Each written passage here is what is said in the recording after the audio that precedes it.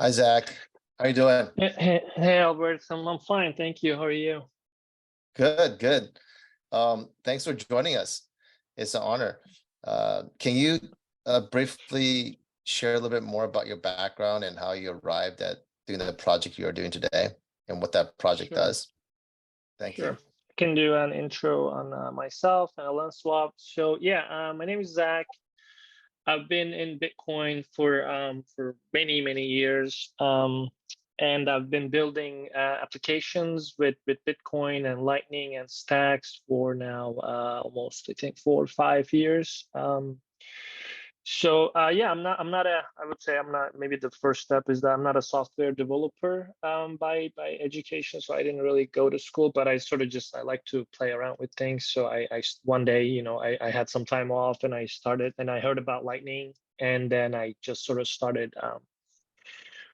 playing with it. And I ran a testnet node, and I tried to build an API and see like what sort of simple game that I can create. So, and then yeah, basically I put them online for people to use, and some of them got used, and I went from there. So ever since then, I've sort of been building what I think are cool things, and I'm putting them online for people to use. And if people like it, then it feels good, right? So yeah, in context of that, I guess I can say that I did. I have now, maybe I deployed 20, 25 Lightning apps, and maybe like 5 or maybe more Stacks apps. And some of them got popular, some of them I want down, right? But yeah, that's how I ended up with LNSwap, which is basically a Stacks Foundation supported project that I started in I think like a couple of years back, where I was looking into a similar atomic swap exchange that works only on Bitcoin, right? Which is called Bold Start Exchange, which is amazing. And I figured, we could really have a trustless, decentralized bridge between Bitcoin and Stacks. In the same way that it's possible to build a bridge between Bitcoin and Lightning, right? Which are called submarine swaps. So basically, it allows you to go from on-chain Bitcoin to Lightning. So yeah, that's how I built, which was called LNSDX Bridge by that time, and Stacks Foundation supported it. It's completely open source, and I worked on it for a long time, and I sort of brought it to production, and I added on-chain swaps to it. And then basically, I joined Trust Machines. Trust Machines. Many folks were kind enough to take me in so that I can continue working on a lens swap. And yeah, ever since then, we've been growing it. We've been making it more robust. Making it more decentralized, onboarding new LPs, onboarding new users. So yeah, it's been a very exciting journey so far, and yeah, we have big things in the roadmap. So we're excited, I'm very excited about Wow. the future. Yep. So you're quite prolific in many things, Zach. Thanks for that introduction. Mhm. Sure. Um, but today I'd like to dive into your experience with Lightning. Um, because this wouldn't be a proper Bitcoin Olympics if we Yeah. didn't bring in Lightning, right? So on the work you've done in Lightning, and before we get into that, Mhm. maybe we could take a small detour. And how do you envision the sustainable Bitcoin economy looking when it's Right. fully functional? Like let's do like a little zoom out forward thinking. Yeah, a grand vision. Yeah, we can definitely do Yeah, that. I like to do that from time to time, because sometimes, as builders and as people working on these things day to day, we get tied down to very deep technical challenges, and we work on them. But yeah, I fully agree that it's good to sort of step back, and what are we working towards? Like, what do we envision? How will it look like if everything worked the way that we imagined them to, right?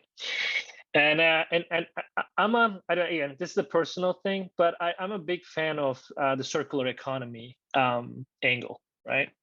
And that means basically that any, like, we just use Bitcoin in all shapes and forms, right? And that sort of means that like in terms of Lightning, and well, I mean, actually all Bitcoin layers, right? So like Bitcoin, or Stacks, or other similar chains, or other L2 solutions, anything really, that we hold them, and we transact them, and we use them day to day, and that involves all use cases, right? So you can think about, for example, I don't know, what have you done? What have you spent money today? Or what have you done online today, right? So, you maybe opened you pulled your phone and you looked at some social media. Maybe you developed some application, you use some APIs, and they need to be monetized, and maybe you're paying some service provider with your credit card, right? And that needs to go via Bitcoin, in my view. Again, it's like personal opinion, but that what that entails is we need Bitcoin to be well, I mean, it is robust, right? Bitcoin is robust. It doesn't need anything from us, but we also need Bitcoin to be fast, and that's where Lightning comes in, right? So because if you want to do microtransactions, I mean, this is a big discussion again, but if you want to be able to send small amounts of Bitcoin over any medium and do it fast, and do it in a dependable, trustless way, then you have a few options, right? So Lightning is the leading one, and it's basically, in my view, it's like it's magic Bitcoin, right? So it's instant. You can send it, you can receive it from anywhere. And it's you can do it for, like I said, for API calls, like if you're a developer, or if you're a regular person just purchasing something on the store, in the corner of your house. So yeah, I mean, all these things Lightning enables. And I guess we could also talk about a little bit on what is actually required, like stable coins on Lightning, if people are looking for that kind of stuff, or stable coins on other Bitcoin layers, right? So all this stuff can and will be built, and some of them are already being built. So that's how I look at it. Basically, anything I do in life that requires some sort of monetary interaction and exchange, I would like it to be available on Bitcoin, and that's how I look at things. Thank you for that, Zach. That paints a very vivid picture. That's a very eclectic and robust ecosystem. I think, to sum it up, I think if I say in my own words, in order for us to reach the sustainable Bitcoin economy, we have to leverage Lightning and make it ubiquitous in the usage. Is that sort of correct? That's absolutely right. That's my view. That like basically, at some point, regular people like ourselves should not be using on chain. Again, this may be a little bit controversial, but like, just because on chain means leaving a footprint for all of it on Bitcoin blockchain for all of eternity, right? So and that sort of that brings additional costs, right, for node runners, for anyone that wants to verify everything. That's additional costs involved in that. So and if you can do it, I think just Lightning is superior, right, in terms of speed and fees, right? Much cheaper, a lot less fees. So yeah, I mean, we should try to move at least these daily transactions to Lightning. So and I haven't. I mean, of course, there's a lot of work to be done. Obviously, that's a given. But I haven't seen any realistic challenges to where, like I can't do this. Maybe below a certain level of like monetary threshold. I haven't seen any big issues in using Lightning for like small amounts. And obviously, I expect that threshold of that small amount to grow over time, and that anyone should be able to just download a wallet from their app store or whatever, or their or their web browser, and then should be able to pay whatever, do their shopping, or send it back and forth, and then do all these DeFi things that Tycho was talking about, and I'm sure other builders will talk about. So all these things that you regularly do with money, we should be able to do them with Lightning, right?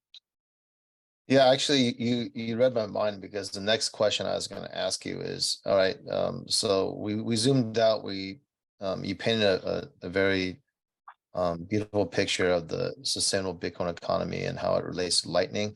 Now let's put this into context. So so before the next Bitcoin halving, which is happening in about a year from now, if you had more time, because you have your hands full with so many projects, if you had more time, what do you wish you could build today? Oh, that's a great idea. I mean, that is a great question. So I would say I have so many ideas, but what are your top three? Let's or top 3 or 5, whatever whatever you think.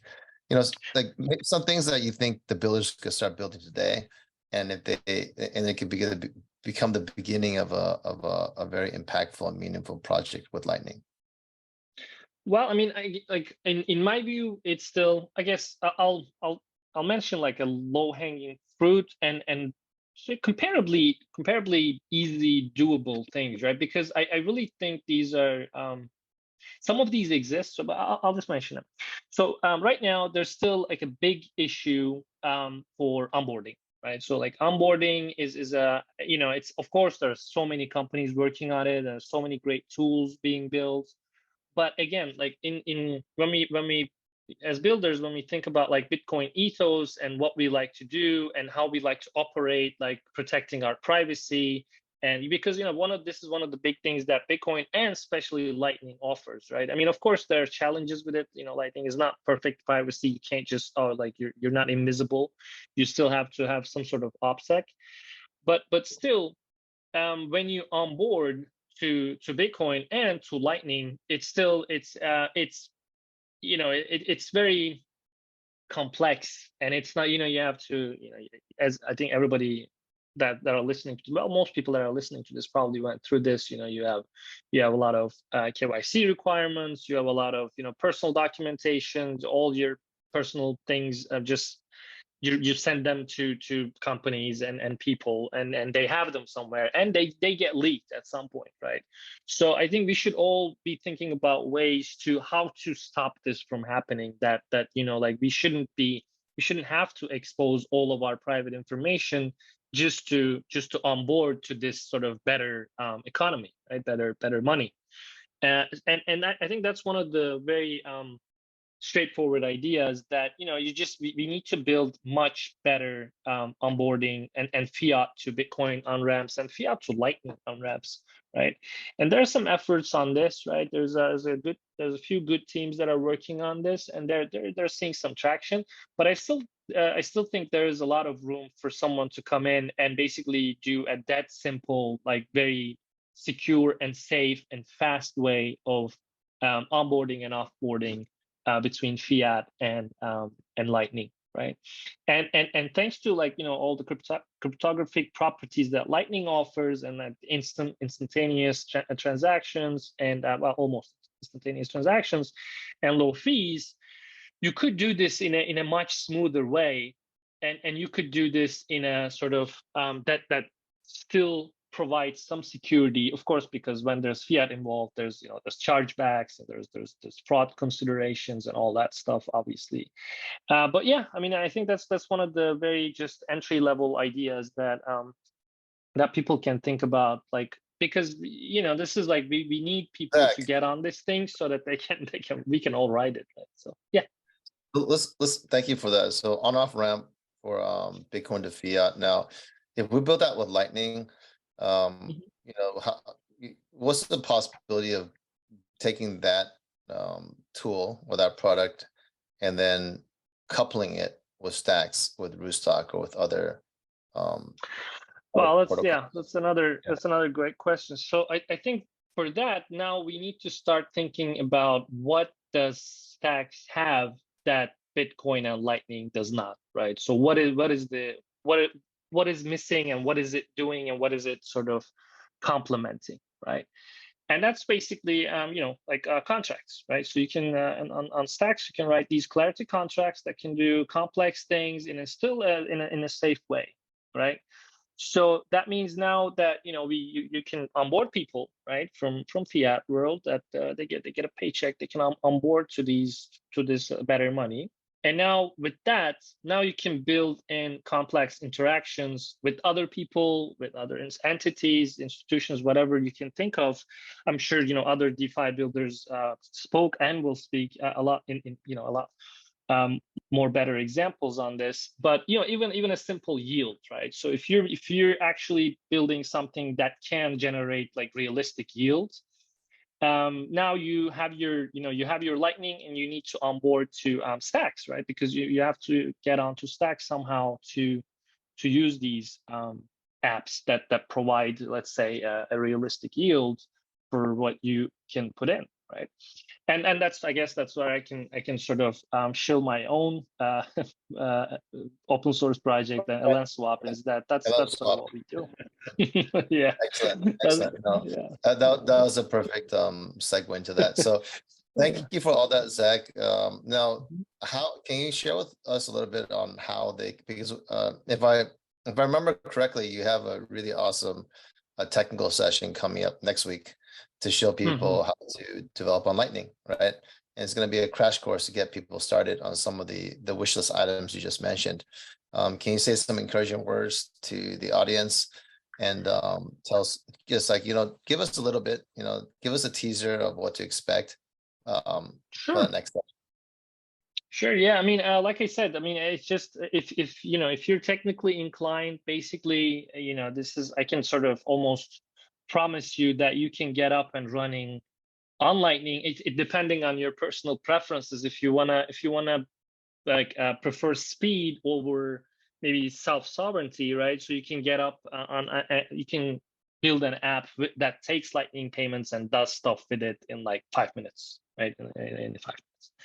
And if you Wow. really want to be completely self-sovereign, that oh no, I would like to verify everything, and I want to run my own node, I want to run my own Lightning node, and we will also walk through all of that stuff on Wow, the technical exciting. session. Yeah. That exists. It's so exciting. That is Yeah, yeah, exciting. and that's what I was saying. Like, if you want to do like the full stack, then that's even, I would say, maybe 30 minutes or 1 hour that I will show. I'll talk about tools that already exist. They're great open source tools that allow you to sort of one-click deploy your node, deploy Lightning on it, get some channels into it, and then have an existing available API with a framework that you can build on, right? Like I said, in a couple of hours. And that means you can sort of focus on the core offering of your app, right? You need that killer idea, but all the infrastructure is already available. And I'll Wow. also talk about LN Swap API, how once you have all of this infra, we also have available tools that is all, again, completely open source, that you can use to trigger interactions on stacks, right? So you write your Clarity contract, and then we just it's a few API calls and a contract call to interact and do anything on stacks, really, with Lightning Bitcoin, right? So this is all available, and I would like to share this with builders so that everyone is aware, and everyone just sort of, just all you need is a good idea, and all the infrastructure and tools are there. And if they're not, of course, this is why we're here, right? So we're here to build and make it better, and basically build core infrastructure tools that builders need to sort of make their good ideas come true, right? So Absolutely. Absolutely. I love that enthusiasm. And thank you so much for your support to all the Bitcoin builders and the hackathon contestants. And thank you for your contributions to Bitcoin ecosystem in general. I think, and what I think I'm hearing, Zach, is we need to turn your technical crash course session into from half an hour into 1 hour. Is that what I'm hearing right now? Because there's so much cool stuff.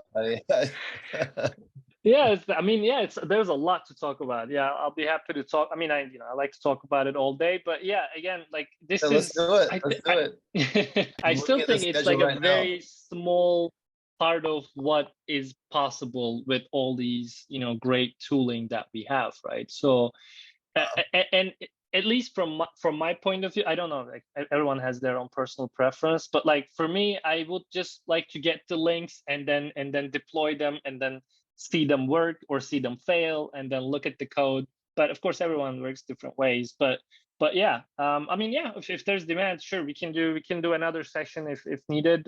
But yeah, no problem. Super. Okay, so I'm looking at the schedule now.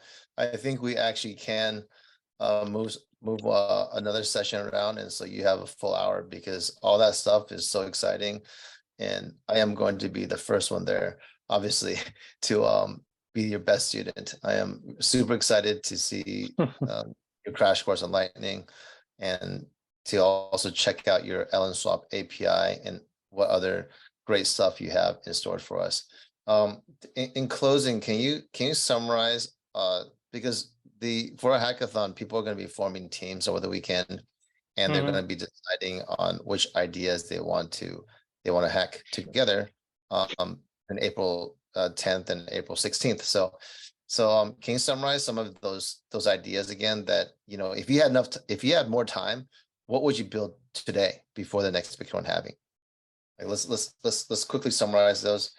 And then we'll be on Yeah, top. I mean, like I said, right? So I think, there's still other technologies that are sort of not completely on Bitcoin or Lightning or Stacks, but they're still pretty powerful and available to developers, right? So we can talk about a little bit on about Nostr, right? So Nostr is a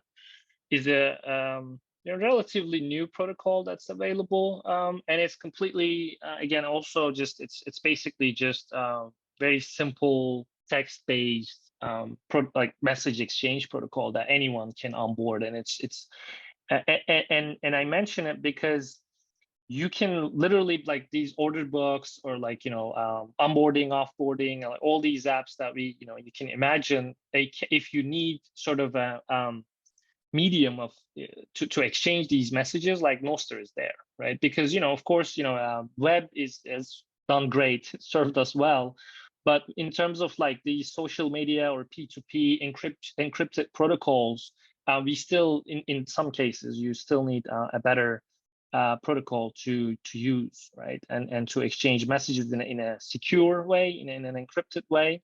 So yeah, I would sort of tell builders to look into Nostr if you need a way to do like some P2P interaction in your app. Unless you absolutely need to do it via contract. I think it's just there's no on-chain footprints, and it's completely P2P and easy to get up. And again, also like 5-10 minutes, you can just spin up a relay and onboard your users, give them a couple of you give them a pair of keys to encrypt their messages with, and they can get sending messages in no time, right? So yeah, I mean, all these tools are available to build. It's just it really takes the builder's imagination to take them and then just sort of ride with them. Yeah, super. And how do you spell Nostr so our audience can Nostr. Yep. Super. Nostr. And Zach's creation is also LN Swap. So you guys look up those two, plus look up Lightning if you guys are interested to build in this space, because Zach is going to come back. You heard from the man himself. He's going to turn his half-hour session into 1 hour. I am so super excited. I don't think I've said that, but yeah, I'll check my calendar. But Okay. Yeah, sure, we will accommodate if there. I mean, if there are questions, I'm always available. My email is public, and my LN Swap Twitter is available. Anyone is free to just send me a DM, send me a message, and then I can make time, because this is sort of what we're trying to build at Trust Machines, right? We're building core infrastructure tools for Bitcoin builders to build amazing apps and sort of realize this Bitcoin economy for all of us to use, right? So yeah, we're available all the time. Not a problem. Okay, excellent. So I'll check with your schedule. Hopefully we can add an extra half hour for you, because I think I remember you saying, yeah, if you had a little bit more time, you could share more exciting tools, which will definitely increase the creativity of what is being built and up Absolutely. and raise the bar. And by the way, thank you, Zach, also for generously offering your time. For the winners, Zach has offered up 2 one-on-one 30-minute sessions. So I think that's going to be priceless. Especially as you just heard now, Zach is super prolific in this space. So thank you so much, Zach, for joining us, and looking forward to your session next week. Thank you so much. All right, sounds good. Thank you. Thanks for making the time. Thank you. Talk soon. Cheers.